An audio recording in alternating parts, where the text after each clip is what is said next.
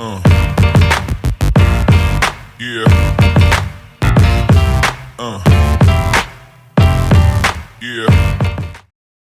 Marcos capítulo de número 14, versículo 32 a seguir, diz assim: Então foram a um lugar chamado Getsêmani, e ali chegados disse Jesus a seus discípulos: Assentai-vos aqui enquanto eu vou orar.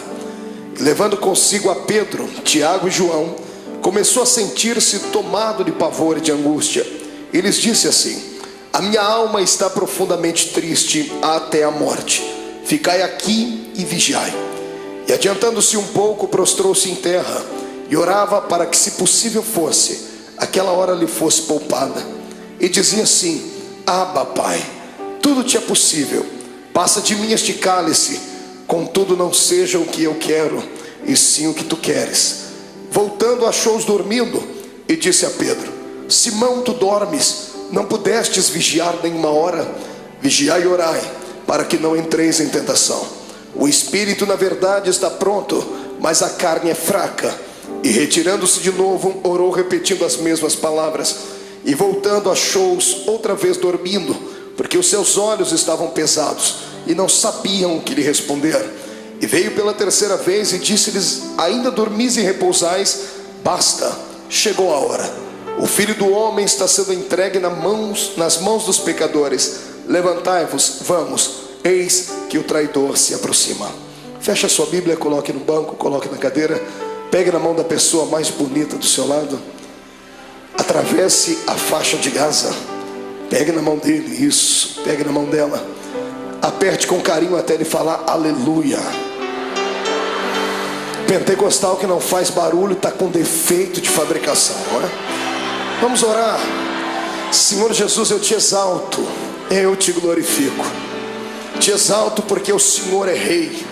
Te glorifico porque o Senhor me deu a honra de ministrar aos seus súditos nessa noite. Te exalto, ó Deus, porque eu sei em quem tenho crido. E te glorifico porque sei que o Senhor já está atento às nossas orações esta noite.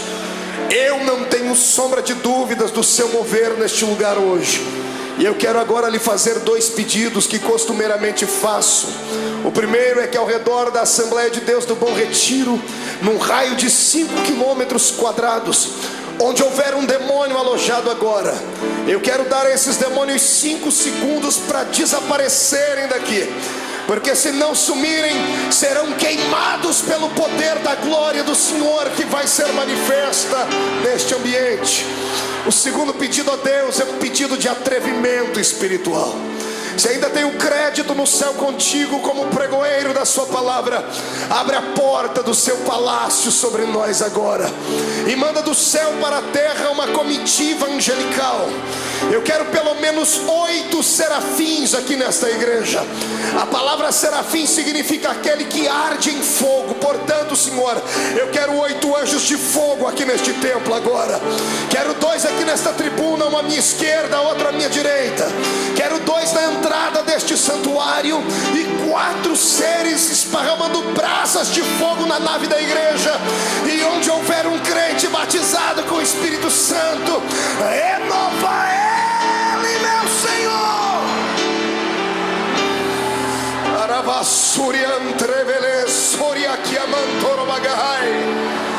Deus, tu não precisa da ajuda do homem para nada. Tu és onipotente, Senhor. Então mostra a sua onipotência nesta noite. Abala os nossos corações com a sua unção.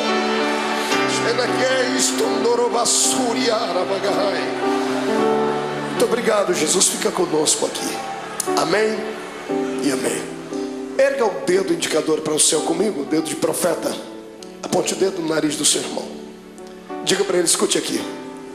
Se você não trouxe lenço, prepare a manga da camisa, a ponta da gravata, do vestido, o que for, porque hoje você vai se derreter na presença de Deus aqui. Quem crê nisso, dê um grito de glória a Deus. Aplausos a Jesus.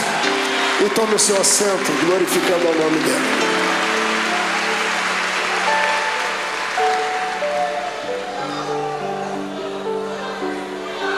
Aleluia. Oh glória.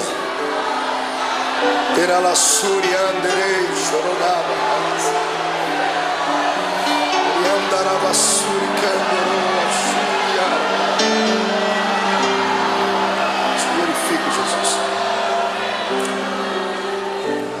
Senhoras e senhores, amada noiva do Cordeiro, quando eu abro a minha Bíblia Sagrada no Evangelho de Marcos, no capítulo 14, aqui onde lemos, diante dos momentos que antecederam a crucificação de Jesus, eu tenho uma palavra atualizada para os nossos corações. Certa vez, ouvindo um grande sábio pregador, ele disse algo que na época, talvez pela minha juventude, talvez pela força do ímpeto da juventude, eu achei que ele estava sendo apenas um tanto eloquente no que falava, e descobri anos mais tarde que era uma realidade. Ele dizia que a mensagem da noite, ela depende do estado de espírito daquele que vai transmiti-la. Se o pregador estiver alegre, a mensagem vai ser esfuziante. Se ele estiver melancólico, a mensagem será melancólica, porque o Senhor usa o vaso na situação em que ele está. Você já me viu pregar aqui mensagens daquela que a tampa da chaleira voa lá para cima. Toda segunda-feira tem sido um mar de poder aqui, não é verdade? Quem tem participado, quem tem ficado cheio de Deus, sabe disso. Mas hoje eu quero levar você por outro caminho.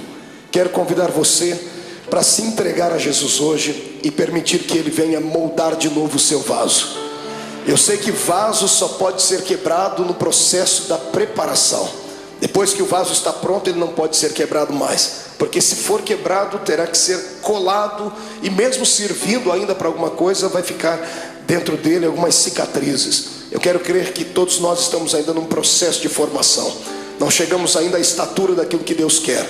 Então hoje o Senhor vai despedaçar o nosso vaso, e nós vamos sair daqui um pouquinho mais apaixonados pelo Cristo ao qual nós servimos. Amém? Então dê um grito de glória a Deus para estremecer o inferno inteiro. Viver não é fácil. Viver é uma aventura. O dom da vida não foi confiado a todo o grande universo. O dom da vida, a existência mais plena dela, o Senhor confiou apenas nós que somos seres humanos. Pastor, mas os animais não vivem, as plantas não vivem, vivem, mas o estado deles é vegetativo. Não tem alma, não tem espírito. Eles têm apenas um breve espaço de tempo e existem apenas para algumas finalidades. Somente o ser humano vive para a eternidade. Por isso que nós somos dotados de sentimentos. O que é um sentimento? O sentimento é aquele labirinto da nossa alma, que às vezes nos faz saltar, nos faz sorrir, nos faz chorar. E quem é que nunca passou pelo vale da sombra da morte? E só há um remédio que pode trazer a cura para os nossos sentimentos: é a doce presença do Espírito Santo. Porque a doença da alma, a dor dos sentimentos, da frustração, da depressão e da angústia, ela está localizada onde o médico não consegue localizar, bem na divisão da alma com o espírito. E só a palavra de Deus e a presença do Espírito Santo vão até este lugar. E é isso que Jesus vai fazer conosco aqui hoje. Ele vai transformar esta igreja hoje não num quartel-general, mas num grande hospital. E Ele, junto com a sua equipe médica, que é composto pela Santa Trindade e os seus anjos, vão trazer o milagre para a nossa alma. Eu profetizo em nome de Jesus que o choro que durou uma noite toda terá que cessar, porque a alegria chegará e a sua alma será inundada com a presença do Senhor Jesus. Olhe para o irmão do Senhor e diga para ele: é só um momento de dor. Diga: vai passar. Quem acredita nisso, dê mais um grito de glória a Deus aí.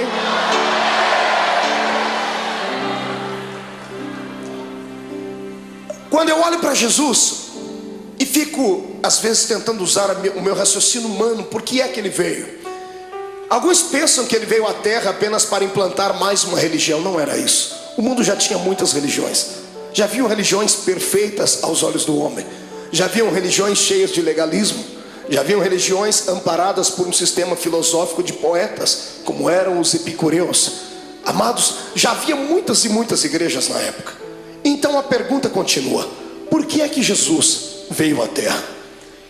Ele não veio à terra simplesmente por vir, como cantava Raul Seixas em uma música onde ele apontava o dedo para o nosso Salvador e chamava Jesus de ridículo, dizendo que ele não era besta para dar uma de herói.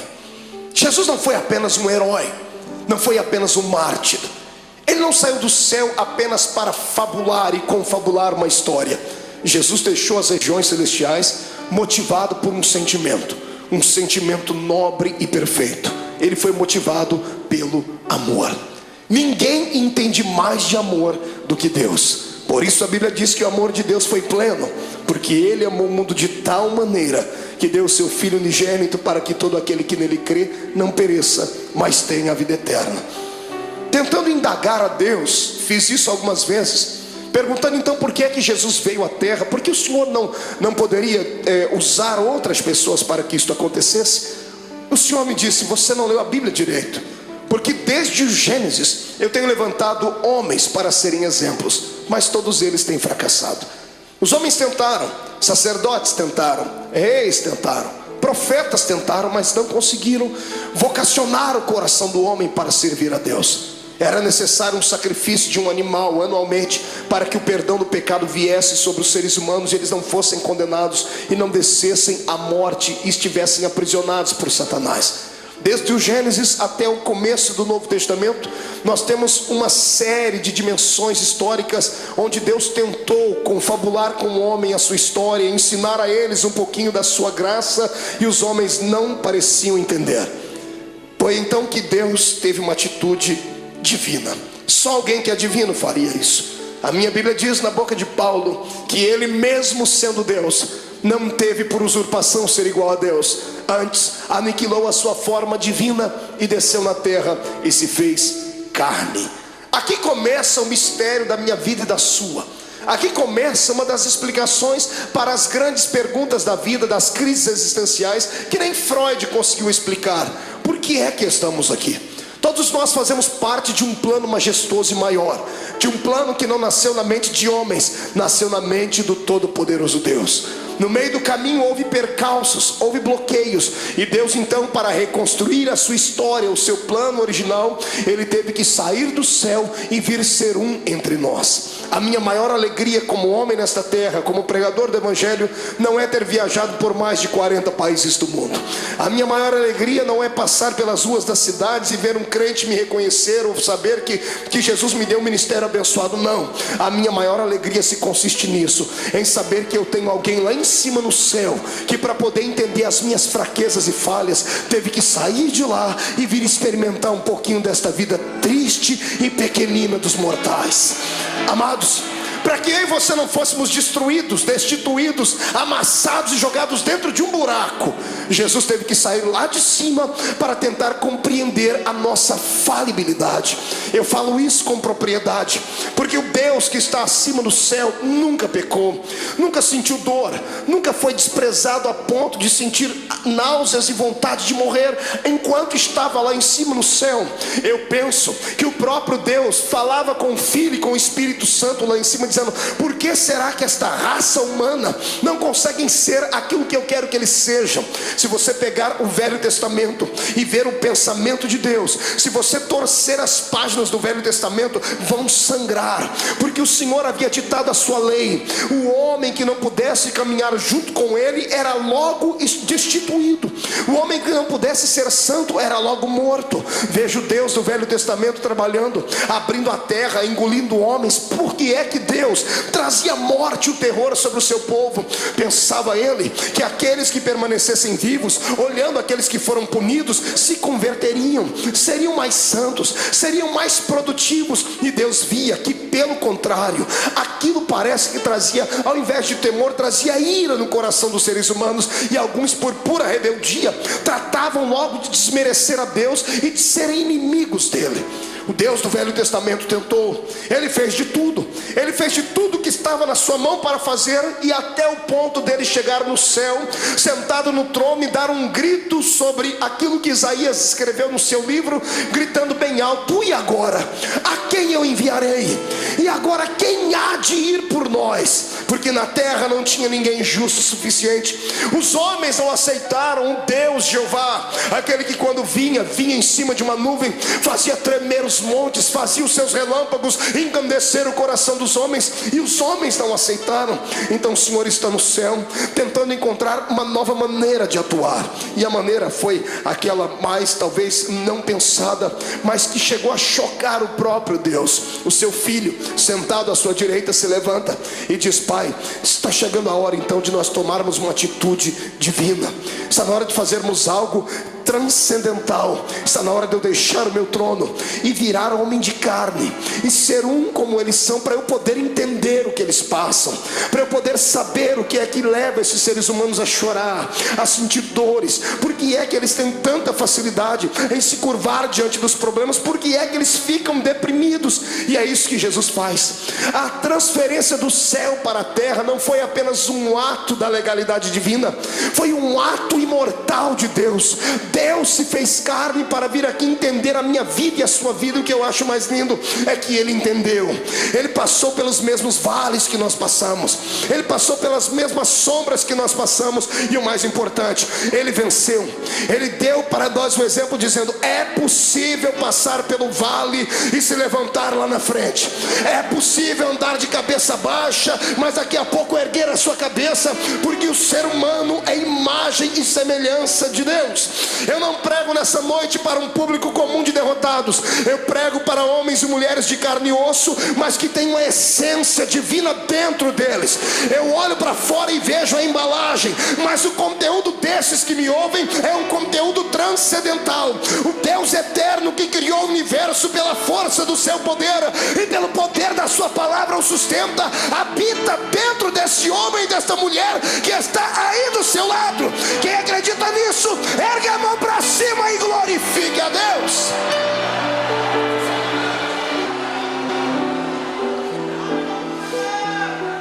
Para tentar entender por que é que a gente chora, grita, geme, sente agonia, Jesus passou pelo mesmo caminho. Estava chegando os últimos dias dele na terra. Ele sempre foi um homem de oração.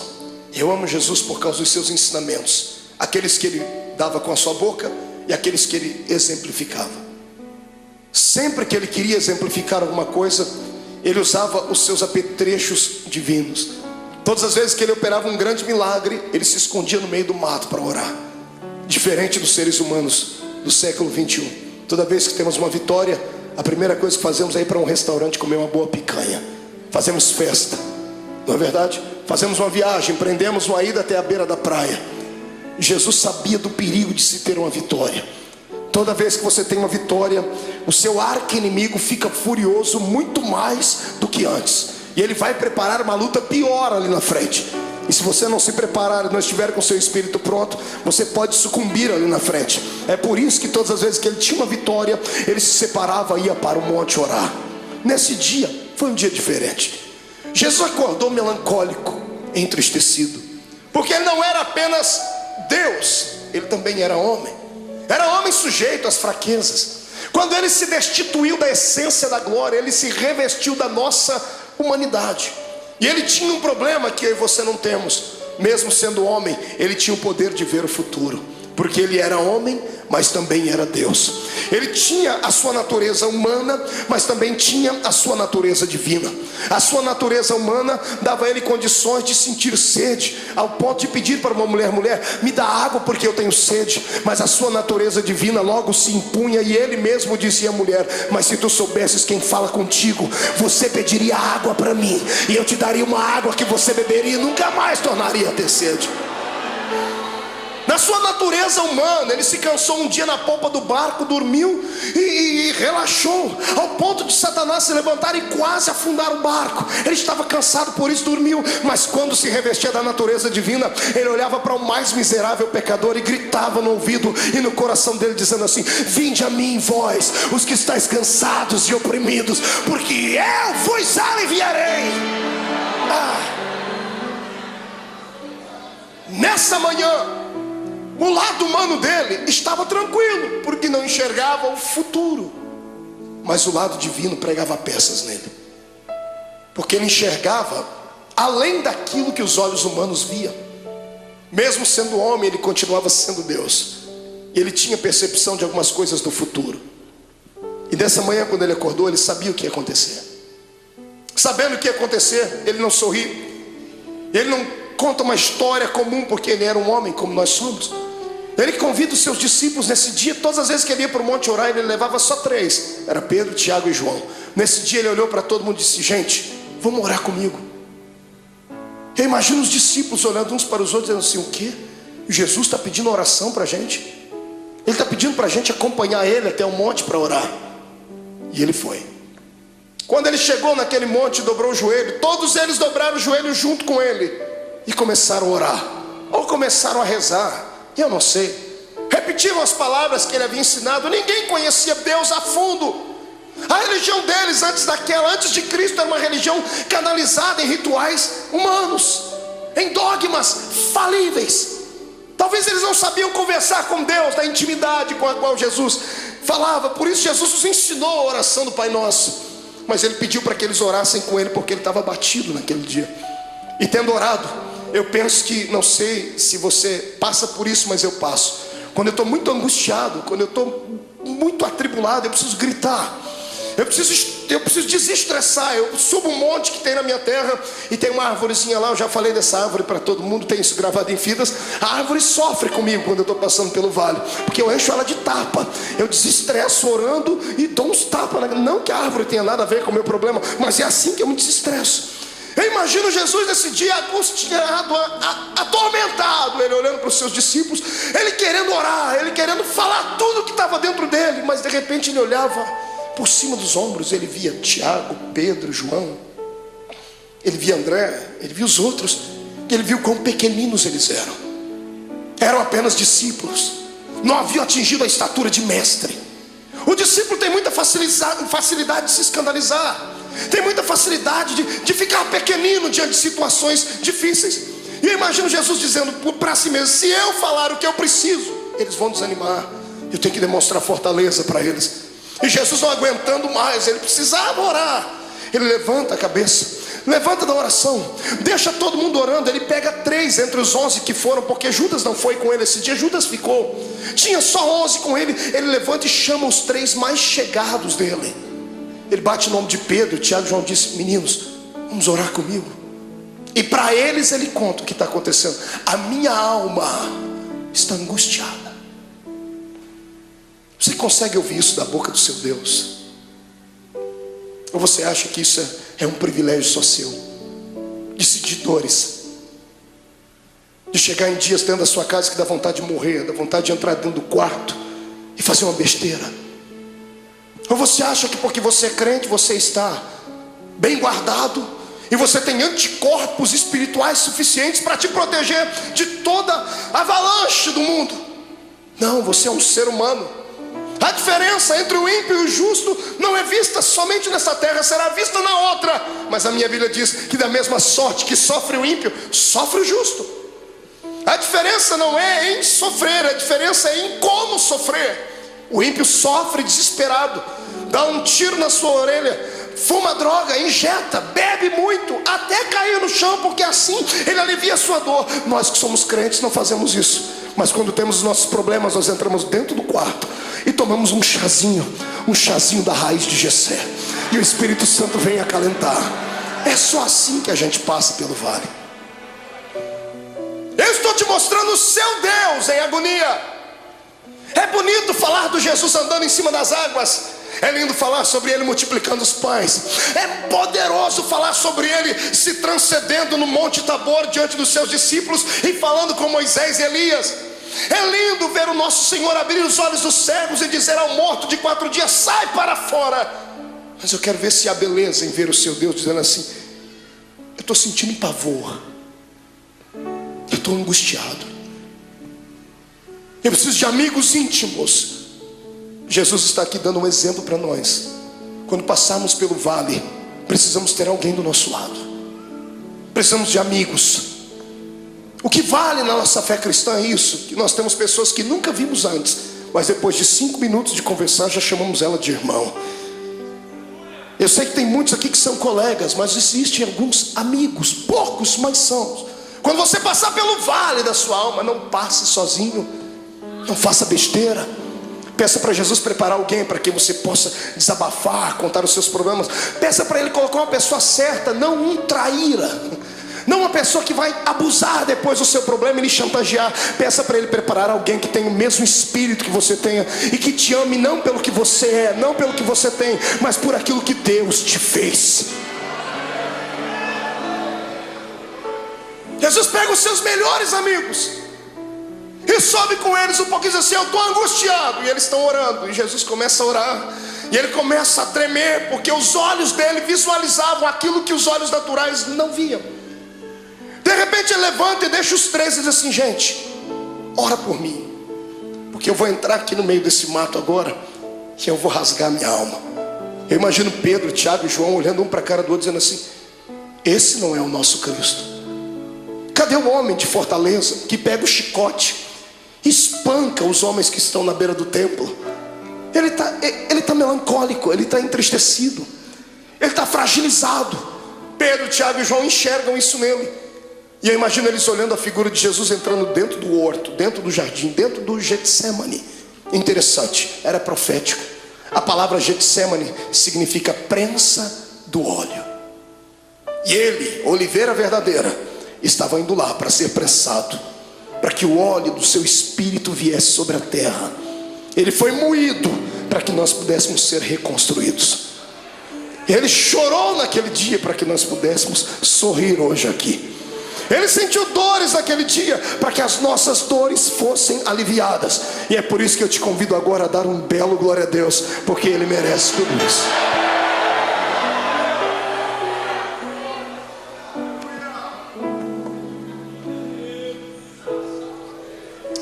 Ele começa a orar. Agora que não tem mais ninguém perto dele, ele rasga a alma e diz assim: Pai, eu sei que a hora é chegada, mas o meu lado humano não está aguentando. Então eu vou fazer um pedido ao Senhor. Se der, Pai, passa de mim esse cálice. Se der, risque esse momento. Se der, me priva de sentir aquilo que eu já estou vendo que vou ter que sentir. Quando Jesus ora desse jeito, é posto uma vírgula na sua oração. Se levantam dois reinos do lado dele nesse momento: o reino de Deus e o reino de Satanás. Os anjos se calam no céu, o próprio Deus está em silêncio no céu olhando. Os demônios estão fazendo figa, estão torcendo, dizendo assim: se ele não for até o fim, não tem salvação. Se ele não for até o fim, o plano está mais uma vez destruído. E Satanás está lá orando para si mesmo, pedindo para que todos os poderes das trevas viessem trazer uma nuvem negra sobre Jesus naquele dia. E quando Jesus diz: Pai, se for possível, passa de mim esse momento, esse era o lado humano. O lado divino dele sobrepõe. E ele abre os olhos. E se como homem ele enxergava apenas o jardim naquela noite, se como homem ele enxergava apenas as árvores, o céu que devia estar escuro e o vento soprando, se como homem ele enxergava apenas pedras e relva, como Deus ele enxergou além de tudo aquilo. Ele enxergou além das pedras, além da relva. Ele enxergou além do tempo. Ele enxergou além dos séculos. Ele enxergou além do espaço. E sabe o que ele viu? Você.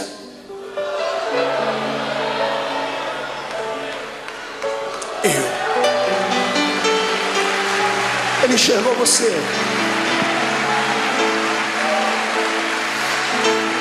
Sabe como ele te enxergou? Não como um super-homem ou uma mulher maravilha, bem trajado dentro da religião, cheio de poderes, de status, não. Ele enxergou você sofrendo no seu quarto. Ele enxergou você chorando pelas ruas de São Paulo, desempregado. Ele enxergou você no momento em que as pessoas mais te atormentaram, que os seus inimigos lhe perseguiram. Ele enxergou a sua alma rasgada e você gritando e sentindo dores. E ele sabia que você não ia conseguir passar pelo jardim do Getsemane. Ele sabia que você ia tentar correr de lá. Então ele entrou no meio e disse assim: Pai, já que eles não vão dar conta de ir, eu vou no lugar deles. Ele se levanta e diz: todavia seja feita a sua vontade.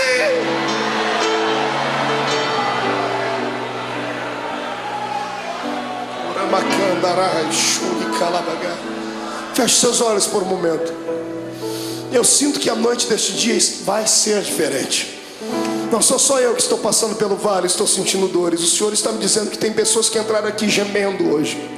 Tem pessoas que essa segunda-feira perdeu sentido para ela. O feriado não teve alegria nenhuma. Tem gente aqui dentro que sequer conseguiu dar um glória a Deus. E não é porque não queria, é porque a sua alma está mais atormentada do que tudo. Veio buscar aqui hoje, nessa noite, um escape. Tentou enxergar aqui uma luzinha no fundo do túnel. Em nome de Jesus, como profeta do Deus vivo, eu profetizo que o tempo de cantar chegou. Os espíritos de tormento, os espíritos de acusação, os espíritos que provocam o seu espírito e te deixam abatido, chegaram até a porta do templo, mas tiveram que voltar.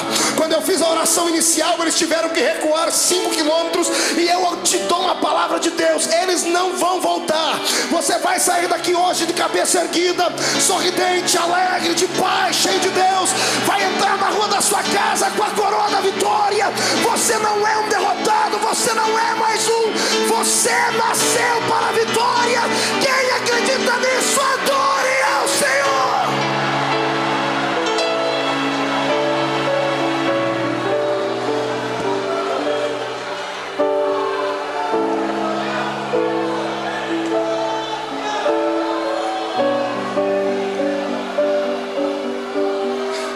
Então eu vou lhe convidar hoje aqui, irmão. Rasga a alma, filho. Chora. Vomita tudo que está dentro da sua alma, põe para fora. Porque você não é um super-homem. Não se autoflagele. Eu sei que você hoje orou como Paulo: Senhor, o que eu quero fazer sempre eu não faço, o que eu não quero eu estou sempre fazendo. Senhor, eu tenho um espinho na carne. É como se o mensageiro do diabo viesse, me esbofeteasse e me jogasse no chão. Eu quero que você ouça aquilo que Paulo ouviu. Deus se levantou do trono e não acusou ele, não apontou o dedo. Deus olhou para Jesus do lado dele, viu a mão furada, viu o sofrimento do filho e disse assim: ô Paulo, fique tranquilo. Como, Senhor? Eu estou angustiado. A minha graça te basta. Senhor, não é o suficiente, então eu vou preencher agora. O meu poder se aperfeiçoa na sua fraqueza. A matemática de Deus é diferente. E eu profetizo que aqueles que entraram fracos aqui dentro hoje, Satanás não vai ter coragem de cruzar o seu caminho por pelo menos um mês. Eu profetizo em nome de Jesus que aqueles que entraram aqui entristecidos, chorosos, estão recebendo hoje o revestimento do Espírito. Vão sair daqui armados até os dentes. Eu digo aos demônios: caiam fora da vida dos servos de Deus, porque o poder do Senhor se manifesta. Mão direita para cima. Faça um carinho nas costas do seu irmão. Diga para ele: a angústia, o pavor, a angústia e a tristeza, a angústia e o abandono são o caminho mais fácil, mais rápido de tocar o coração de Deus.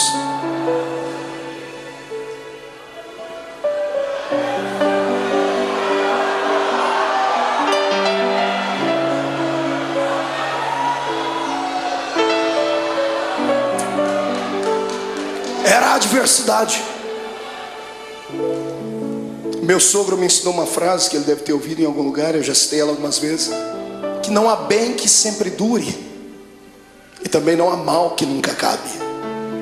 Tudo na vida tem um ponto de equilíbrio. A vida da gente é igual às 4 estações do ano. Alguns estão sorrindo do seu lado porque estão vivendo o verão na vida deles. O sol da justiça está alto, está brilhando sobre ele, está corando a sua pele, por isso que o irmão está sorridente. Outros estão vivendo a primavera da sua existência, estão florindo, estão frutificando, estão crescendo.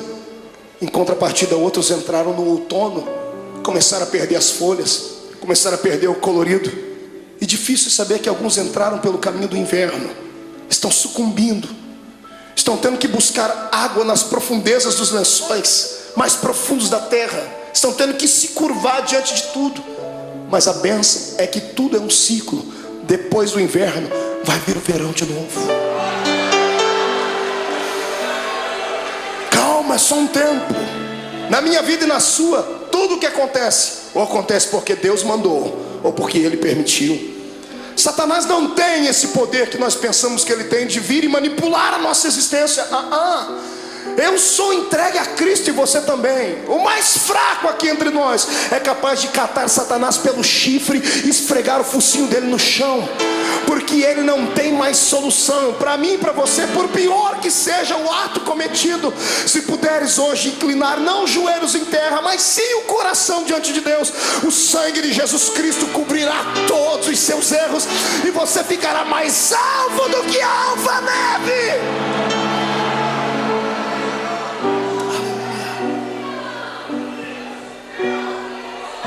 Mas escute,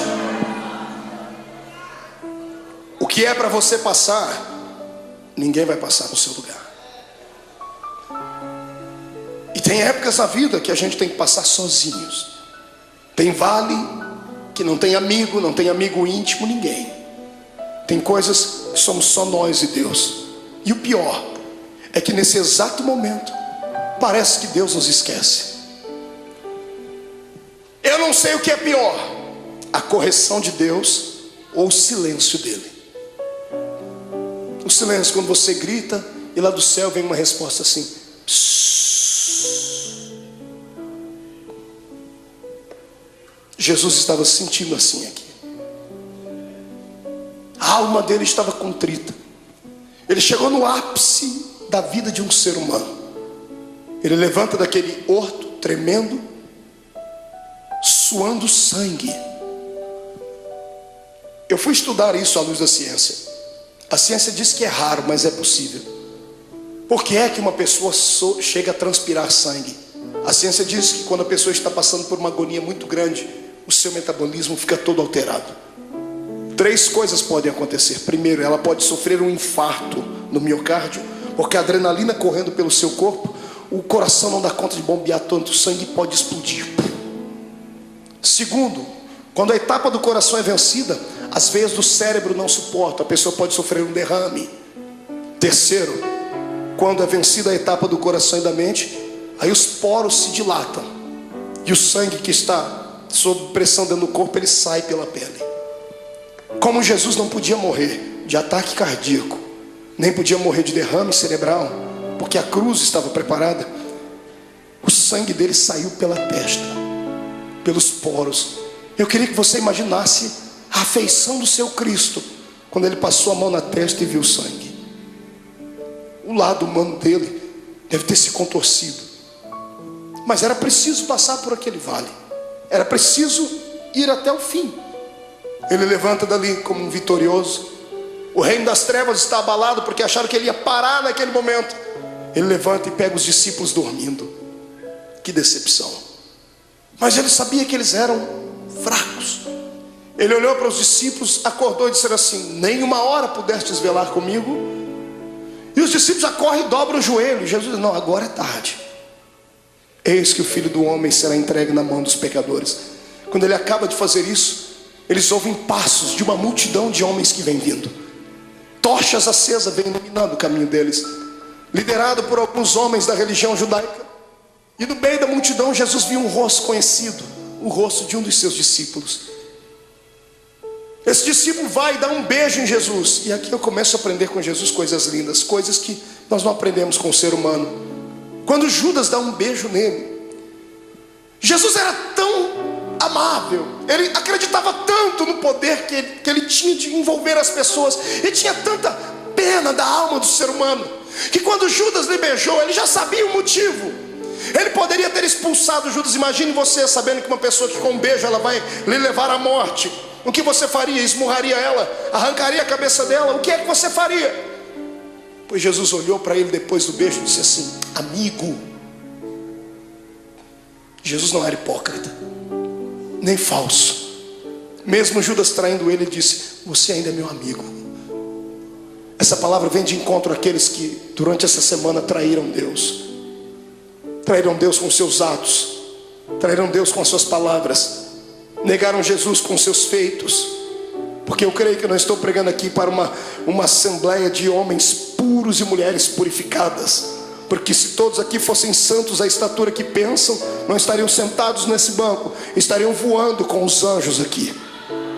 Eu sei que estou pregando aqui para gente que passou pelo vale, porque o meu Deus não fala com quem está ausente, Ele fala com quem está presente. Mas Jesus manda dizer que Ele está apaixonado pela sua fé, está apaixonado pela sua coragem. Você caiu, veio aqui se arrastando com a boca no pó, mas crendo no que está escrito, que o justo pode cair até 7 vezes, mas o Deus que Ele serve, de todas elas o colocará de pé.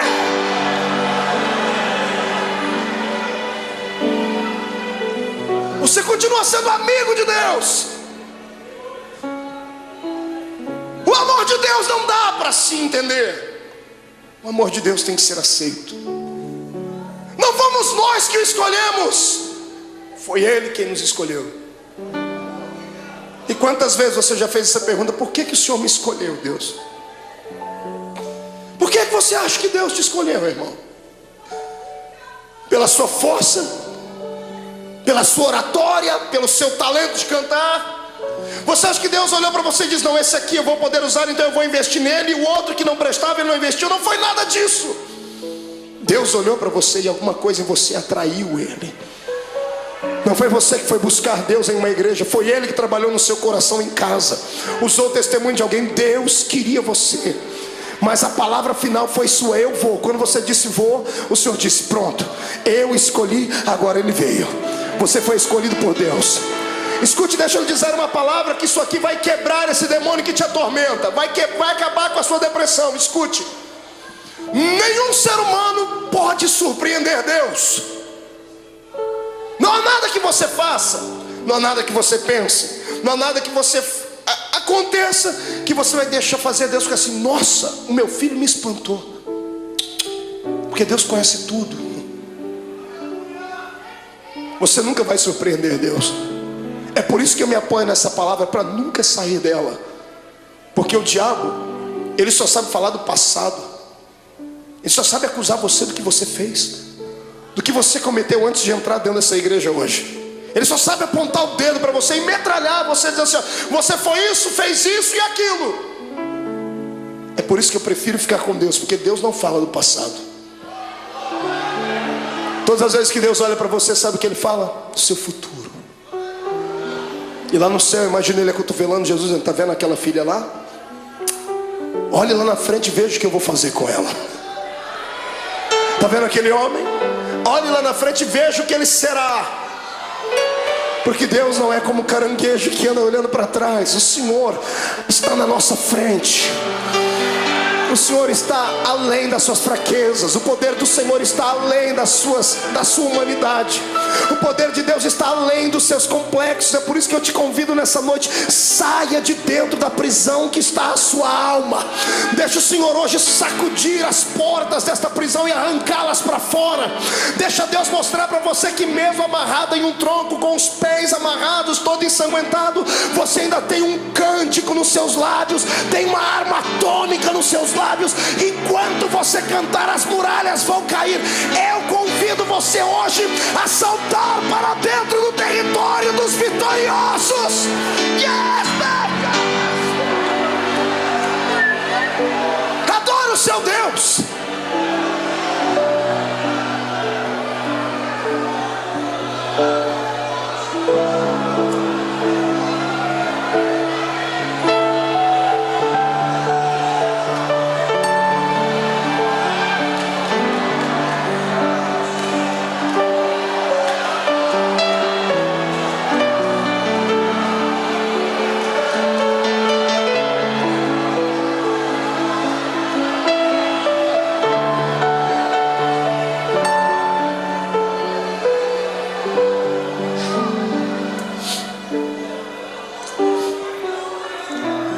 É hoje o dia que Deus escolheu para arrancar você de dentro do quarto escuro da sua vida. Os espectros do passado que te sondam, os demônios que encontraram uma brecha, vão ter que serem rápidos para saírem, porque se não saírem serão destruídos. Eu vejo a força de Deus chegando para dentro de você. Eu vejo o Espírito Santo sentado nas asas do vento, trazendo em ambas as suas mãos brasa de fogo para purificar o seu pecado, e na mão direita dele uma unção de gozo para te fazer saltar pelo menos uma semana inteira. Em nome de Jesus Cristo, hoje é o dia da independência da sua alma. O Senhor te fará saltar muralhas. Quem acredita nisso, tire o pé do chão para adorar.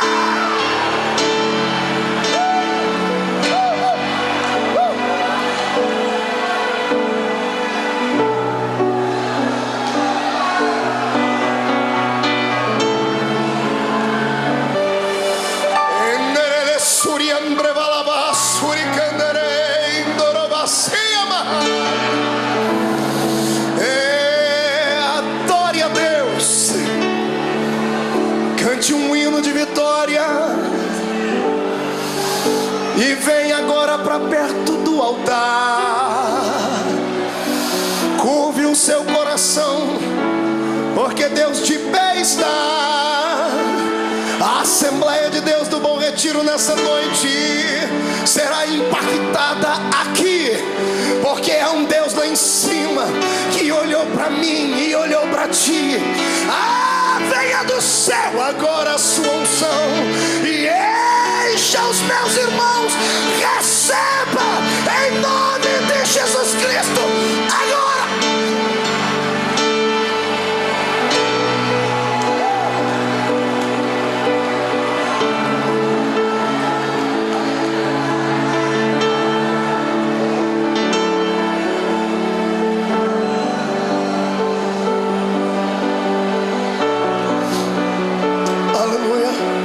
Sente um pouquinho. Olhe para cá.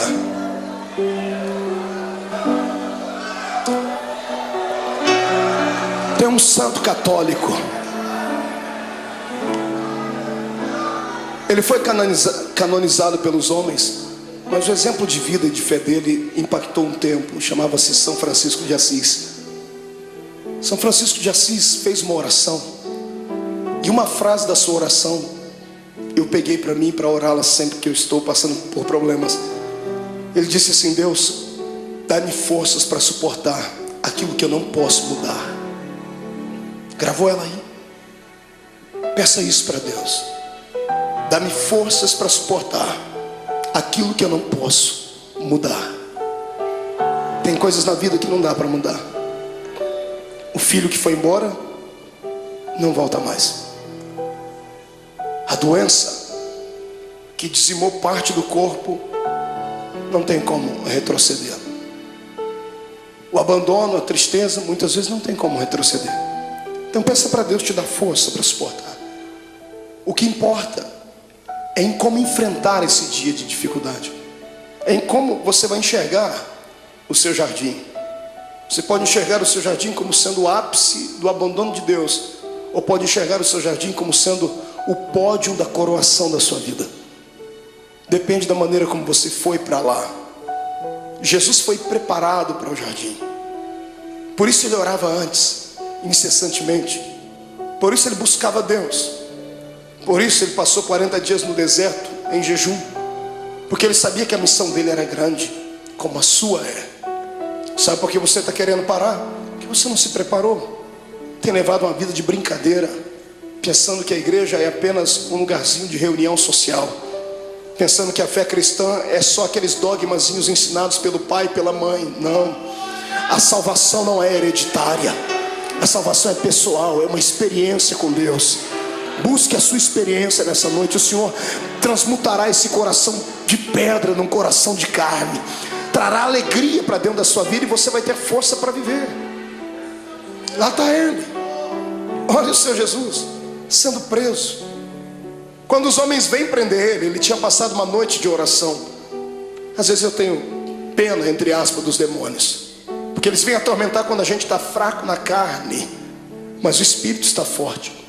Os homens chegam e Jesus pergunta para eles: a quem buscais? E eles dizem: a Jesus. Naquele momento ele não falou como homem, ele falou como o Deus lá do Êxodo. Ele olhou para eles assim: eu sou.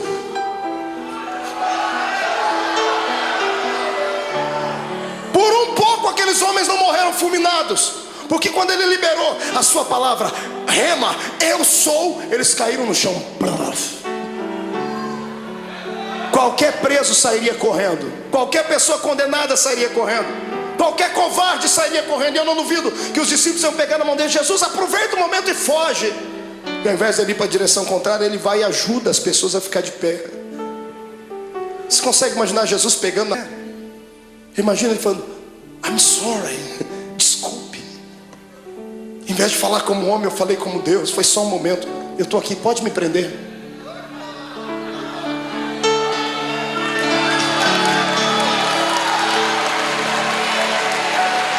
Me prenda. Eu imagino que os próprios soldados que foram prender Jesus se assustaram. O quê? Me prenda, eu estou preparado. O que eu estou fazendo agora vai trazer uma mudança no planeta Terra. O momento de sofrimento agora trará algo na eternidade jamais visto, nunca visto. Se o grão de trigo não morrer, ele vai viver para sempre na solidão. Mas quando ele morre, ele gera outros.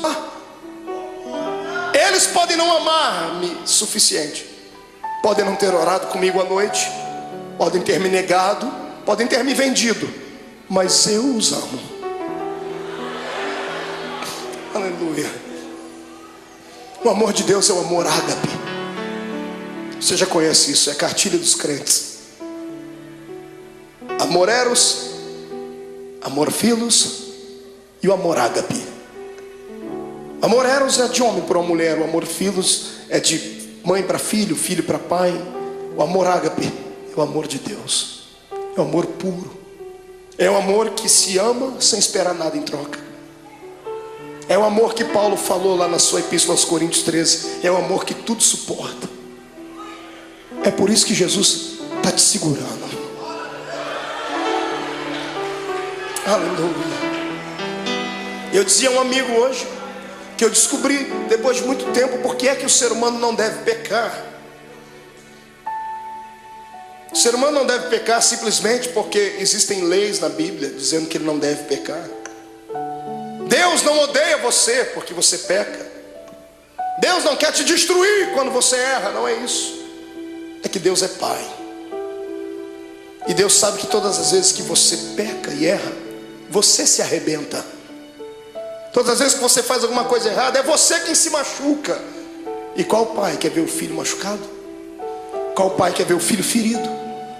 Está entendendo? É por isso que o Senhor não quer que você erre, que você burle a lei. Porque tudo que Ele estabeleceu são princípios, e tudo que foge dos princípios te machuca. Olha para você agora sofrendo por causa desse adultério. Olha você sofrendo aí dentro, as mágoas, tristes, desejando uma pessoa que não é sua e não pode ficar com ela, não tem jeito. Olha vocês sofrendo porque pegou aquilo que não era seu. Olha aí você sofrendo porque passou por cima de tudo aquilo que Deus tinha para você. Olha você angustiado. É isso que te tira da igreja. Não é a perseguição do pastor, não é a palavra pesada do outro, não é. São aquilo que nós infringimos na lei de Deus. E Jesus me disse ao meu ouvido enquanto eu estava de joelho ali: tem muita gente que quer se afastar da igreja, filho. E fala para eles que não importa o que eles fez, importa o que eu fiz por eles. Sai da frente, Satanás, eu estou com raiva de você. Eu tenho certeza que nesta noite os planos de Satanás mais uma vez caíram por terra, porque o Senhor te ama e ponto final. Quem é amado por Deus, adore a Ele.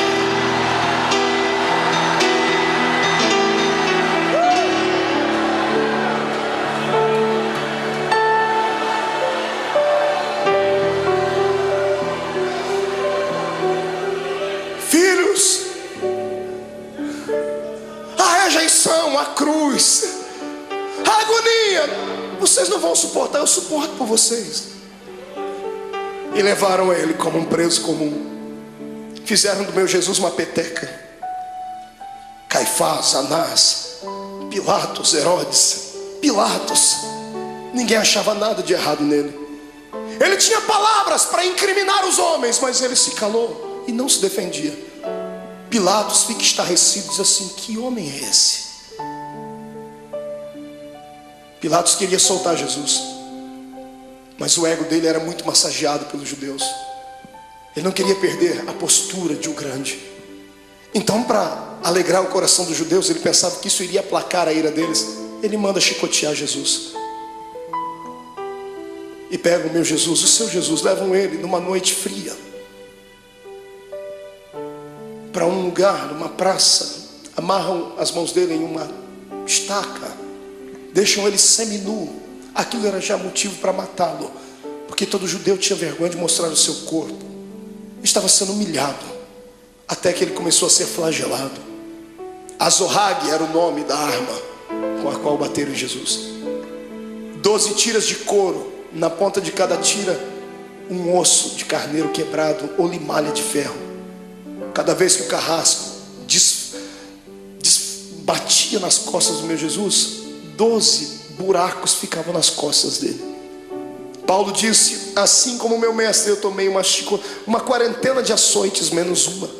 Foram 39 chicotadas daquela, mais de 460 cortes nas costas. O corpo não aguenta. Depois da 10ª chicotada, ele já estava pendurado. Ele poderia ter gritado, ele poderia ter aliviado um pouquinho da dor, porque quando gritamos, por um momento, há um bloqueio no cérebro e a dor passa por momentos, mas passa. Se ele gritasse, ele teria sentido menos dor, mas ele não gritou. Ele aguentou calado, porque sabia que você não ia aguentar. Sabia que eu não ia aguentar. Eu também, irmão, eu também.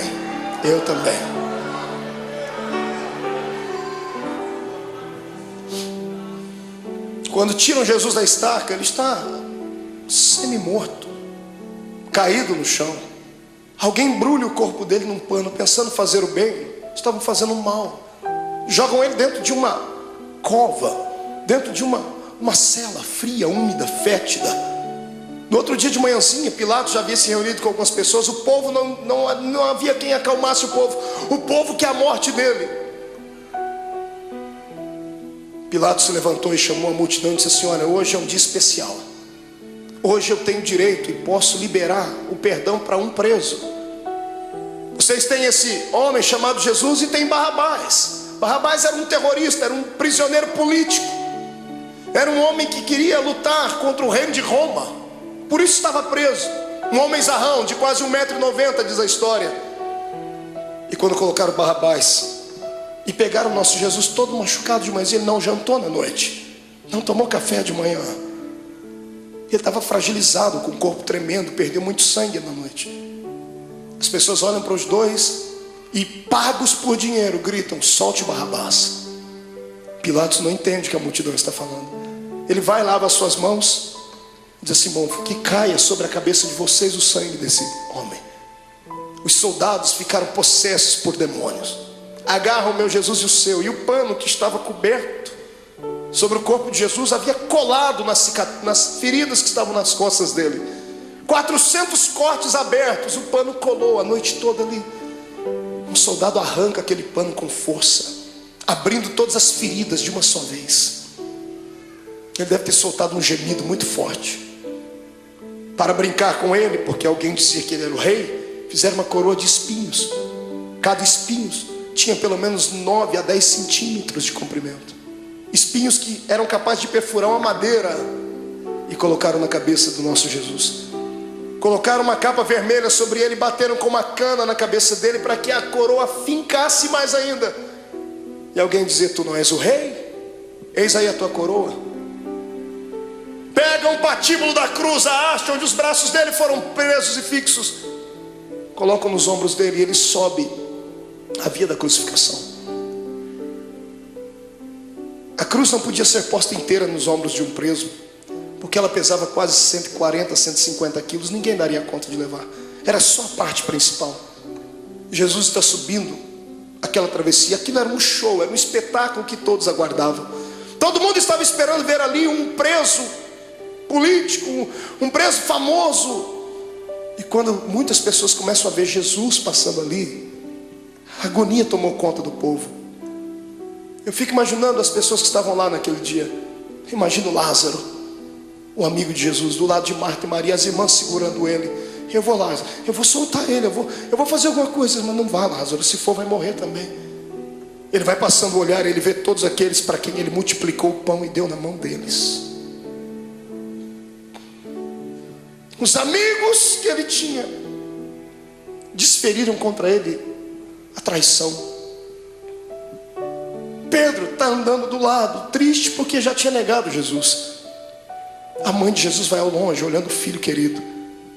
No meio do caminho ele não aguenta. A Bíblia não diz, mas é possível que Jesus tenha tombado com o peso daquele lugar, daquela cruz, da haste daquela cruz, porque ele estava muito cansado, estava com fome, estava machucado.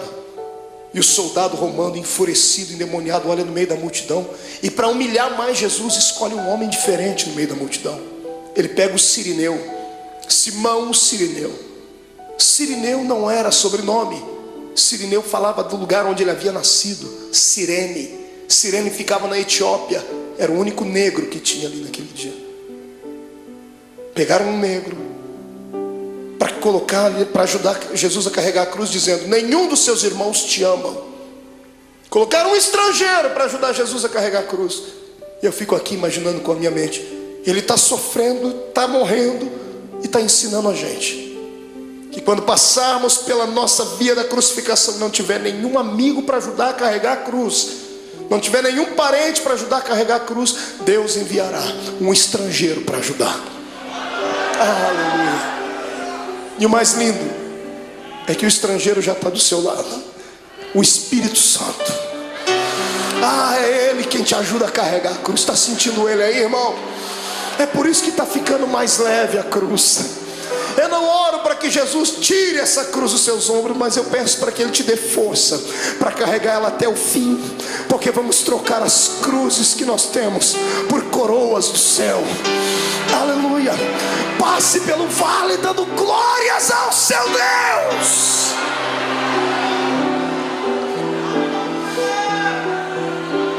Sobe comigo. Vem no Gólgota comigo. Ele está subindo, a multidão está indo atrás, os soldados estão gritando. Quando chegam lá em cima no Gólgota, tiram a haste que estava sobre os ombros de Jesus e pegam a haste maior e pregam lá. Então sim, uma cruz. Pegam Jesus e vão crucificá-lo. A história diz que a cruz era feita 5 dias antes da crucificação. Era feita sob medida. Por quê? Por causa do tamanho e o peso do preso.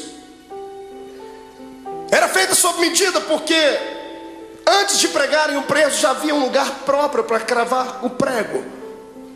Já faziam um buraco na cruz para que facilitasse a entrada do prego.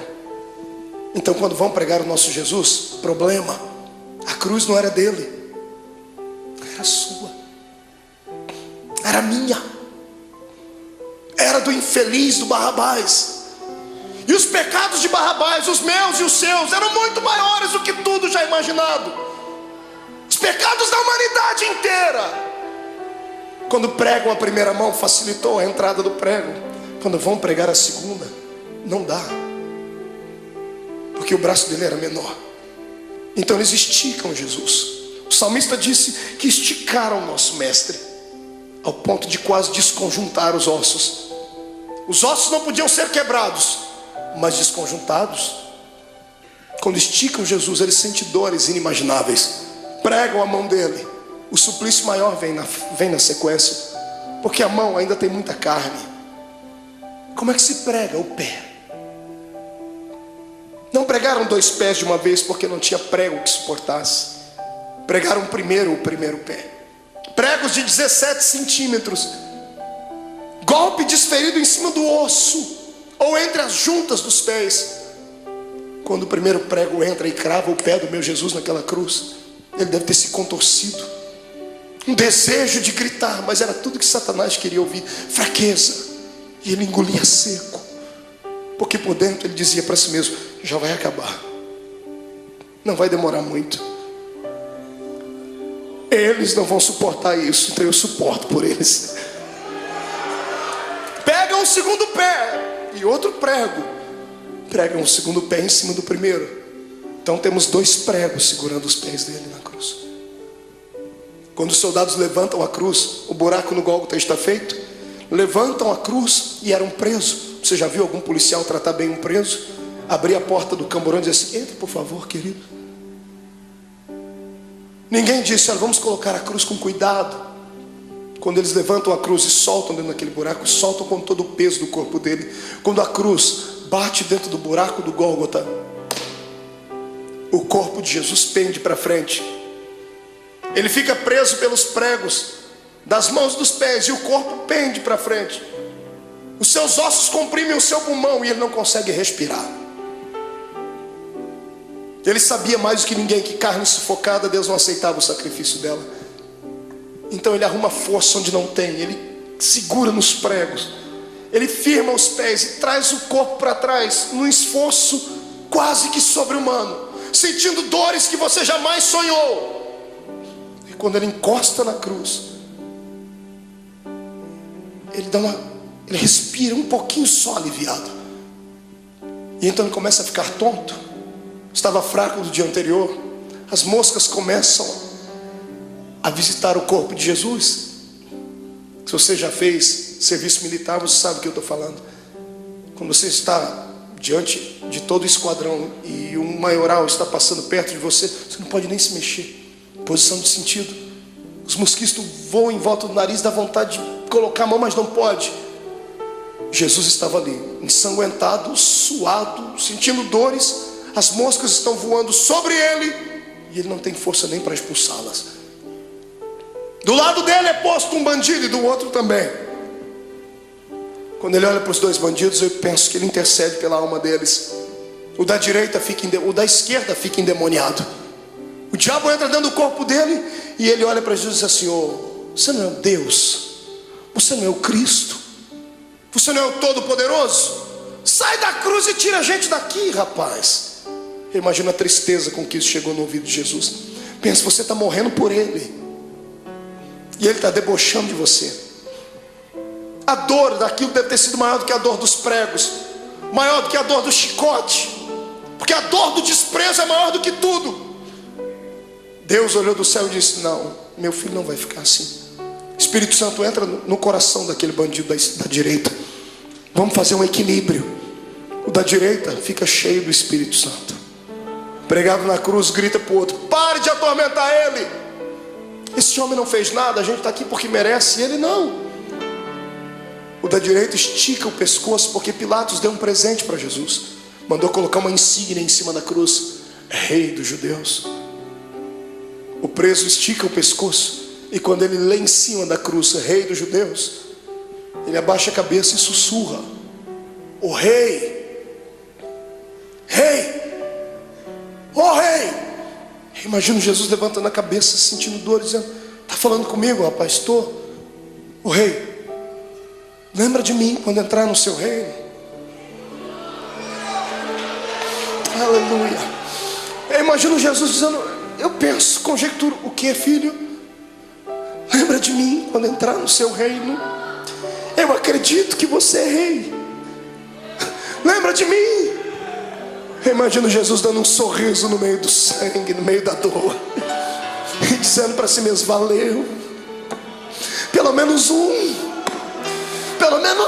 acreditou. Jesus olha para ele antes dele desfalecer e diz: moço, ainda hoje você vai cortar as faixas, vamos inaugurar o paraíso juntos. Eu e você, ainda hoje estarás comigo no paraíso.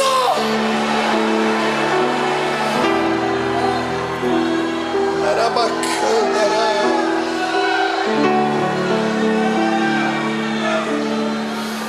Incline a sua cabeça. Derramado em meu coração, não sei como agradecer-te o que tu tens feito a mim. Eu só posso dar-te agora a minha canção.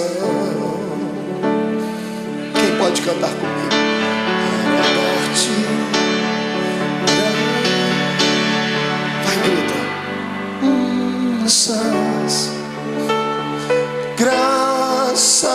Senhor. Graças, meu Senhor Jesus.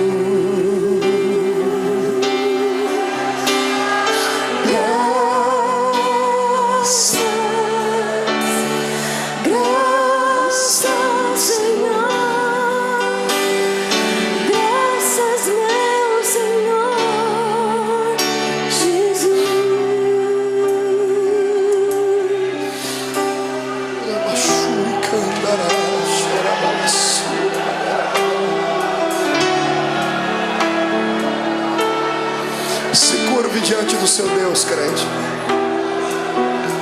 Até você que não gosta de dar glória a Deus não pode ficar em silêncio agora. Até você que não gosta de dar barulhos tem que gritar agora.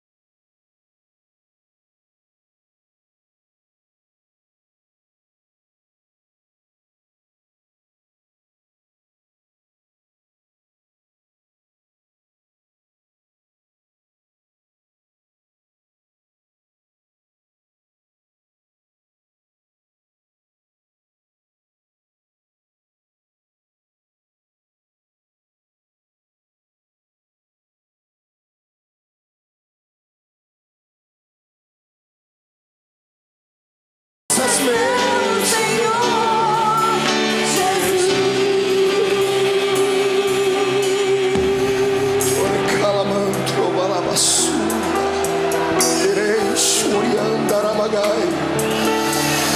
todo crente batizado com o Espírito Santo seja renovado.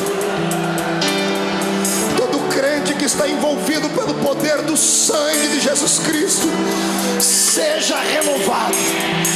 Quem nunca orou em línguas, que seja batizado agora.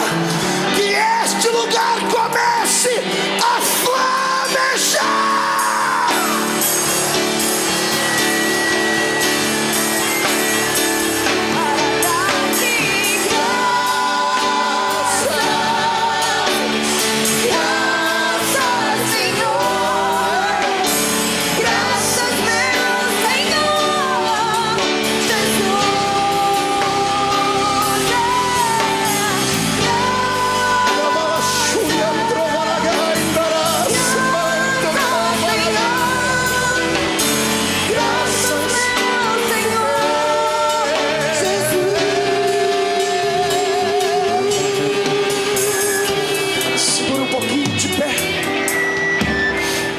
Seu irmão, oh Deus,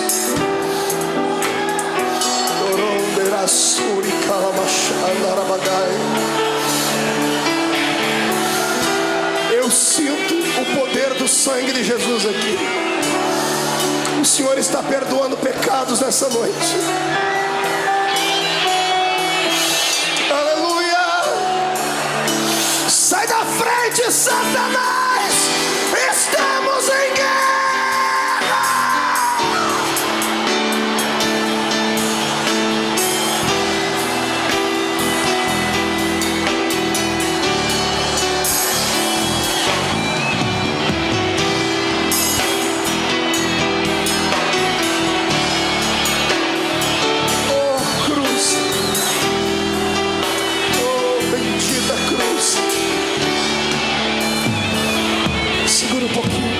na mão do seu irmão. Olhe para cá.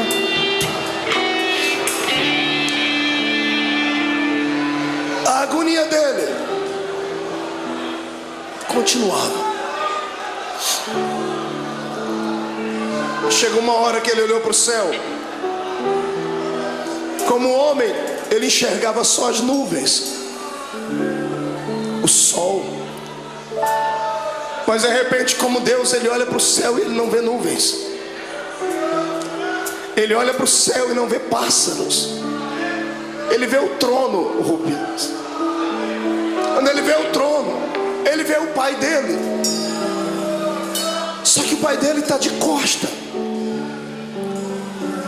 O pai virou as costas para ele. E no momento de dor, de muita agonia, ele disse: "Ô pai, por que tu me abandonou?" Quantas vezes você já falou isso, crente? Deus entende quando você diz isso, porque Jesus passou por isso. Não é que Deus estivesse feliz com o sofrimento do filho. Se Deus continuasse olhando, ele ia arrancar Jesus daquela cruz, Joel. E se ele arrancasse Jesus da cruz antes dele morrer, Deus ficaria derrotado. Deus poderia ter destruído a terra, mas ele preferiu virar as costas para não ver. E o lado humano de Jesus sentindo dores, mas o lado divino dentro dele dizendo assim: já está acabando, aguenta mais um pouquinho, segura.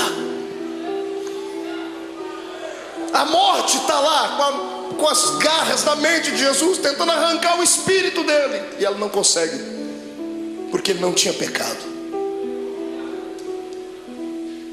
A morte estava inofensiva. Ela era acostumada a carregar para dentro do inferno pecadores. Mas como arrancar da terra um homem que nunca pecou? Eu imagino a morte dizendo: desse eu não dou conta. Eu imagino Jesus levantando o rosto para cima e dizendo assim: eu vou te ajudar, morte. Onde está o teu aguilhão, ó morte? Onde está o teu poder que não consegue levar um homem fragilizado uma noite inteira? Eu te ajudo.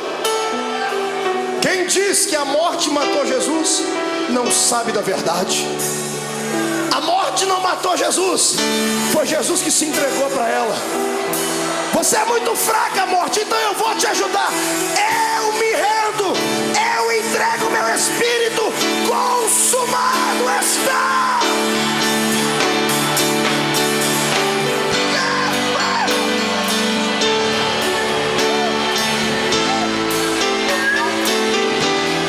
Este é o Cristo que tu serves.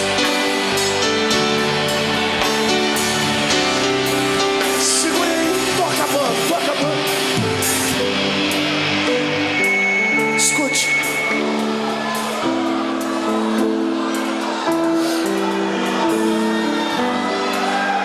Segure só um pouquinho. Quando a cabeça de Jesus pendeu, o astro-rei deixou de brilhar. O cosmos e a natureza se curvaram diante do Rei eterno. As rochas se fenderam. O sol se escureceu. A multidão que gritou crucifica-o começou a bater no peito e dizendo ele era Deus. O centurião que ajudou a fragilizar o corpo dele está embaixo da cruz gaguejando e dizendo este homem era o Filho de Deus. Maria está embaixo, João está abraçado com ela dizendo aguenta, mãe, aguenta. Tiram Jesus da cruz. Ele morreu primeiro do que os bandidos. E um dia eu orei a Deus, Deus me revelou por quê. Por que Jesus morreu antes dos bandidos, irmão? Será que Jesus era tão fraco assim? Porque os outros bandidos também foram flagelizados. Por que Jesus morreu primeiro? Eu perguntei a ele um dia, e o que ele me respondeu: é só crente cheio do Espírito Santo para entender. Jesus nunca gostou da morte. E todo morto que cruzou o caminho dele ressuscitou. Todo. Ele chegou a parar velório, cortejo fúnebre. Jesus nunca gostou da morte porque ele era Deus. Ele sabia que o homem não foi feito para morrer. Toda vez que a morte cruzou o caminho dele, ele parou ela. Nesse dia, para não ver os dois morrerem antes, ele falou: eu vou morrer primeiro, porque se eles morrerem eu vou ter que ressuscitar eles aqui. Perto de mim ninguém fica morto. Aleluia.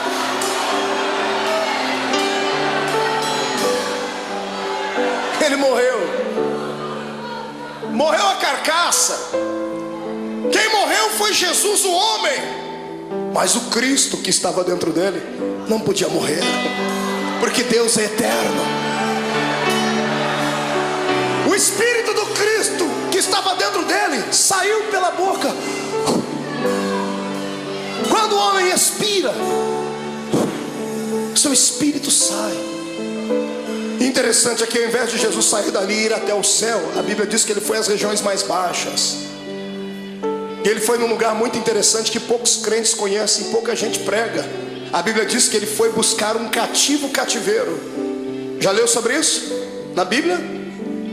Quando Jesus morreu, ele passou 3 dias morto ali, o corpo, porque o espírito dele foi fazer uma pregação interessante. Ele foi a um lugar onde estavam todos os santos que haviam morrido antes dele, porque ninguém ia para o paraíso, iam todo mundo para o seio de Abraão. E Jesus foi lá e se revelou: eu sou. Eu imagino ele, que já estava com a chave da morte e do inferno na mão, indo lá, abrindo as portas das cadeias. Abrindo a porta, lá dentro tem alguém sentado assim: sai para fora, Daniel. Mas Senhor, quem és tu? Eu sou aquele que fecha a boca do leão.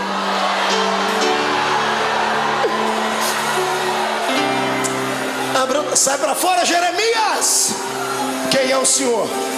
Eu sou o oleiro e você continua sendo vaso. Vai na porta. Sai para fora, Ezequiel. Quem és tu, Senhor? Esqueceu de mim? Eu sou aquele que mediu as águas para que você entrasse nelas. Águas de vida, águas que purificam, sou eu. Jesus vai na cela de um homem chamado Manoá.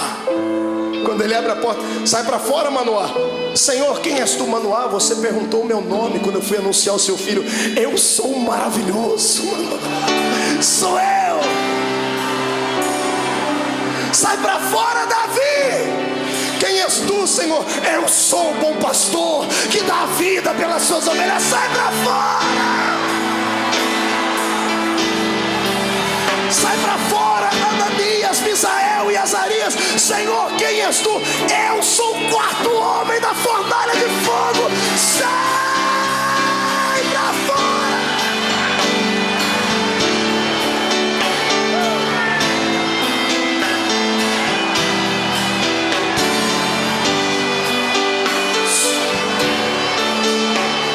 Segura.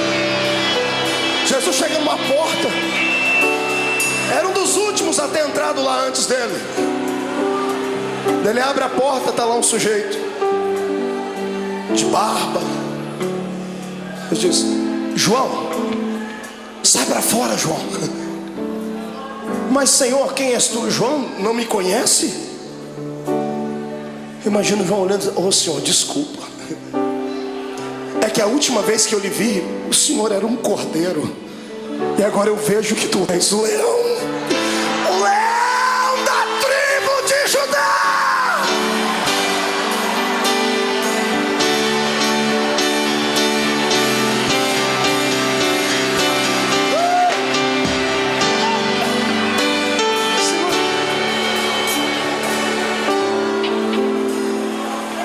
Momentos antes disso acontecer, Jesus fez uma visitinha lá na casa do diabo. Está todo mundo chorando aqui em cima, na terra, e tem um monte de demônio fazendo festa no inferno. A morte e o diabo dançando catira e forró. Os demônios cantando, é festa. Jesus morreu. Quando Jesus morreu, eles esperavam que ia cair uma pedra em cima da cabeça deles. Quando Jesus expirou, eles: ai, mas não aconteceu nada, então vencemos. Passaram a noite toda fazendo festa lá no antro do inferno.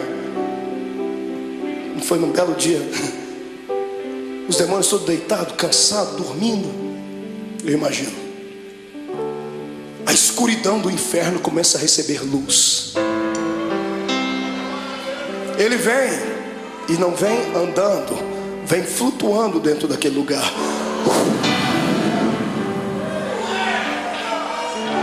Quando a presença, a luz e o calor dele vai passando, demônios começam a gritar: ai, está queimando, é o sol. E alguém grita: é, mas é outro sol, é o sol da justiça que está entrando. Os gritos devem ter acordado o diabo e a morte. Jesus olha para a cara dos dois. Antes de falar com o diabo, Jesus vai no colarinho da morte, agarra ela pelo colarinho e diz: onde está a morte?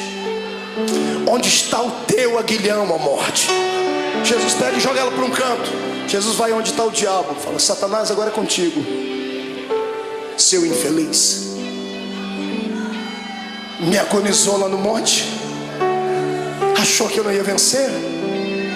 Eu vim aqui provar para você que é possível ser homem na terra e ainda ir morar no céu.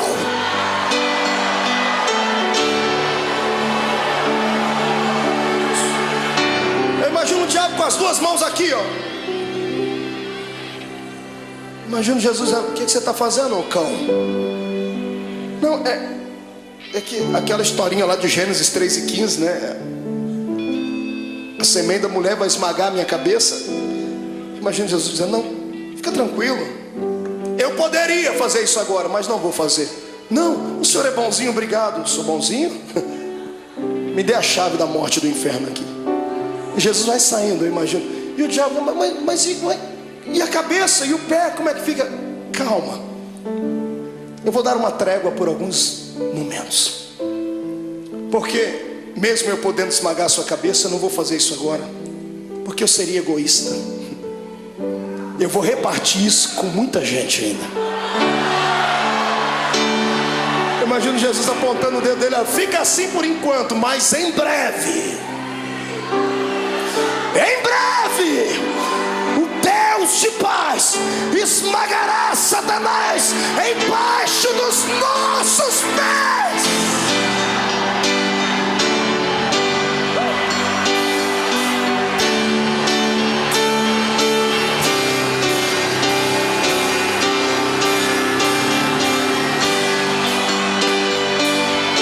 Segura, vamos encerrar.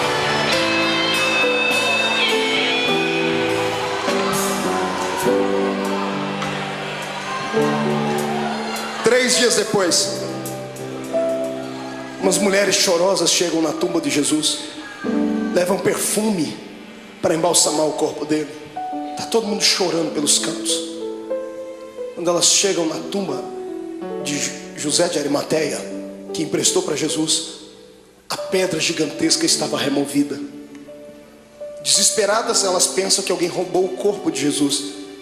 Quando elas entram lá dentro, no meio de duas pedras tem dois homens de branco. Os homens estão sorrindo, um sorriso angelical. Um dia nós vamos vê-los. E as mulheres perguntam: onde puseram o nosso mestre? E os homens dão um grito para elas: mulheres, por que procurais entre os mortos aquele que vive? Ele não está mais aqui, ele já ressuscitou.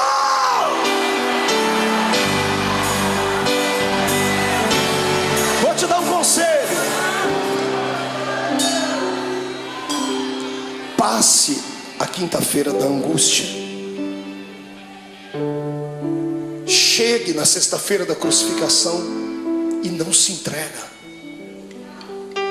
Se segura, porque o domingo da ressurreição vai chegar. E Deus manda dizer que essa noite foi transformada no domingo da sua ressurreição.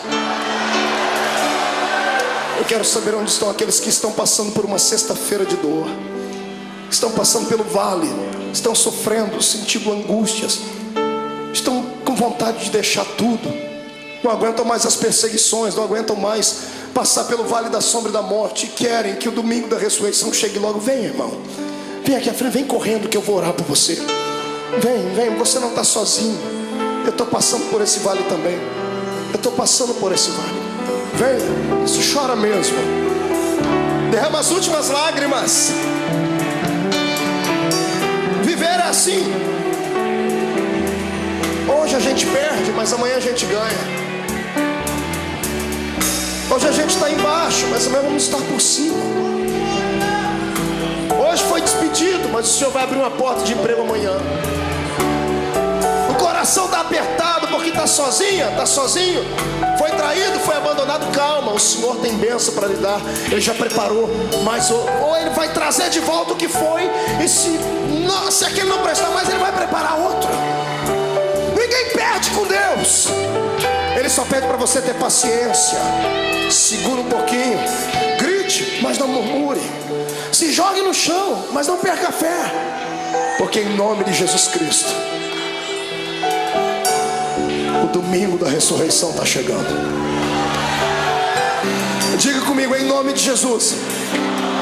Toda angústia, toda dor, todo sofrimento, tudo aquilo que me atrapalha de servir a Deus, toda frustração, todo sentimento de abandono, eu ordeno, venha para a palma da minha mão. Agora, feche a sua mão. Diga comigo, a minha sexta-feira da crucificação já foi. Hoje é o domingo da minha ressurreição. Levante a mão para cima, eu vou contar até 3. Você vai jogar no chão e vai pisar em cima. 1. A vitória é sua. 1,5. Hoje o Senhor te transporta para o reino dos vitoriosos. 2. A sua casa será impactada pela ressurreição de Deus. 2,5. Satanás é um derrotado, com um D maiúsculo. 2,75. É o dia da sua liberdade. 3. Jogue no chão, piso em cima.